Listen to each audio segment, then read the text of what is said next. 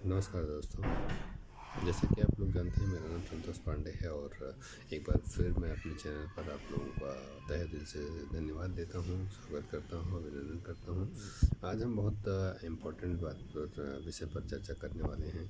जैसे ये आप लोग आज की डेट में इन्वेस्टमेंट करते हैं, तो हम इन्वेस्टमेंट के बारे में चर्चा करने वाले हैं कि कौन से व्यक्ति को किस एज में क्या इन्वेस्टमेंट करना चाहिए, जिससे कि उसके आने वाले टाइम में उसको बेनिफिट्स मिले, उसको फ़ायदा मिले। तो उसी के बारे में हम आपको बताना चाहते हैं। क्योंकि मैं एक इन्वेस्टर हूँ, इन्वेस्ट करता रहता हूँ और मार्केट का नॉलेज रखता हूँ, मार्केट में अपना टाइम बिताता हूँ। तो इसलिए आप लोगों को हम थोड़ी सी कुछ गाइडेंस देंगे, जो आप लोगों के बेनिफिट की बात हो, बेनिफिट्स कर सकते हैं उससे, मेरी बातों से। तो चलिए मैं आपको बात करते हैं। जैसे कि एक नॉर्मल व्यक्ति है, बहुत ज़्यादा इनकम नहीं है उसकी, बहुत ही कम इनकम है, बहुत ही कम इनकम। इट मीन्स बहुत ही कम का मतलब कि 10,000 रुपये, 15,000 रुपये उसकी इनकम है।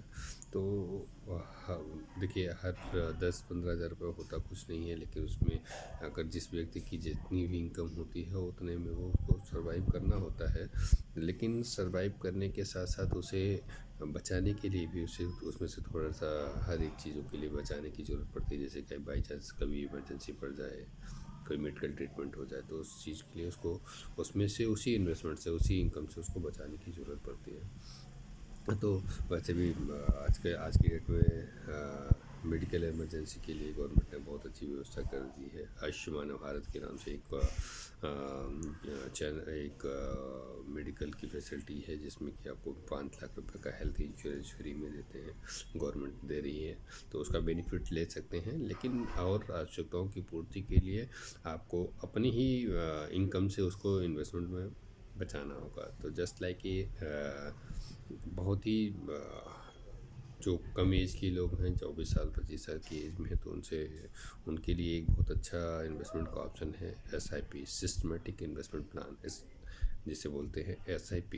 तो किसी भी कंपनी का SIP ले लें, जैसे कि एक्सिस का ब्लू चिप हो गया, आपका ICICI प्रूडेंशियल का हो गया, ICICI बिरला का हो गया, रिलायंस का हो गया। किसी भी कंपनी का आप एक SIP ले सकते हैं, जिसमें कि आप देखिएगा उसका थोड़ा सा उस पर एनालिसिस कर लीजिएगा कि उसका एनुअल ग्रोथ कितना है, वो कितना रिटर्न दे रहा है 1 साल के अंदर। तो वो सब चीज़ें आप थोड़ी सी एनालिसिस कर लेंगे तो उसमें आपको पता चल जाएगा।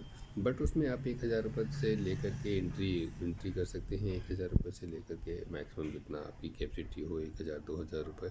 जो इनकम का मुझे मानना है कि इनकम का 80% आपका खर्च होता है, लेकिन 20% आप बचा सकते हैं। उस इनकम का अपना 20% आप उसमें SIP में इन्वेस्ट कर सकते हैं। और SIP लॉन्ग टाइम के लिए है, शॉर्ट टाइम के लिए मत लीजिएगा, लॉन्ग टाइम के लिए लीजिएगा। तो वो काफ़ी अच्छा रिटर्न देगा, जो कि आज की डेट में बहुत अच्छा है। दूसरा है इन्वेस्टमेंट का सोर्स RD, रिकरिंग डिपॉजिट। आप मंथली 1,000 रुपये, 2,000 रुपये का रिकरिंग डिपॉजिट कर सकते हैं। जिसे रिकरिंग डिपॉजिट है, वो किसी भी बैंक में आपका अकाउंट होगा। आज की डेट में आपको जो स्मॉल फाइनेंस बैंक हैं, वो सब अच्छा रेट ऑफ इंटरेस्ट दे रही हैं, तो उसमें आप इन्वेस्ट कर सकते हैं। कहीं किसी बैंक में SIP में आपका रिकरिंग डिपॉजिट पे 8% का रेट ऑफ इंटरेस्ट है, तो उसमें आप डिपॉजिट कर सकते हैं। दूसरा ये है कि अगर जैसे जैसे एज बढ़ती है, अब उस टाइम आपको एसेट्स में भी जिसका थोड़ा सा अच्छा इनकम हो, वो एसेट्स में यूज कर सकता है। आज की डेट में प्रॉपर्टी परचेज कर सकता है, प्रॉपर्टी पे भी आपका काफ़ी अच्छा रिटर्न है। जस्ट वो ट्रेडिंग के पर्पज़ से नहीं, लेकिन इन्वेस्टमेंट के पर्पज़ से आपका काफ़ी अच्छा रेट ऑफ इंटरेस्ट रेट मिल जाता है प्रॉपर्टी का। प्रॉपर्टी पे भी इन्वेस्ट कर सकते हैं। तीसरा जो म्यूचुअल फंड है, लमसम है। लमसम अगर आपके पास पैसा है तो किसी भी प्रोडक्ट में म्यूचुअल फंड में डाल सकते हैं पैसा। म्यूचुअल फंड का भी रेट ऑफ इंटरेस्ट काफ़ी अच्छा है। लेकिन आपको शेयर्स की नॉलेज नहीं है, लेकिन म्यूचुअल फंड एक ऐसे होता है। म्यूचुअल फंड के बारे में मैं थोड़ा सा आपको बता देता हूँ कि म्यूचुअल फंड आपको खुद मैनेज नहीं करना पड़ता है। उस पर एक फंड मैनेजर बैठे होते हैं पीछे बैकएंड में, फंडिंग करते रहते हैं कि आपका किस हाई रिस्क में, ग्रोथ में किस फंड में लगाना, बैलेंस फंड में किस फंड में लगाना, वो अपना फंडिंग करते रहते हैं। उससे आपको बेनिफिट हो सकता है, लेकिन लॉन्ग टाइम के लिए इन्वेस्टमेंट है।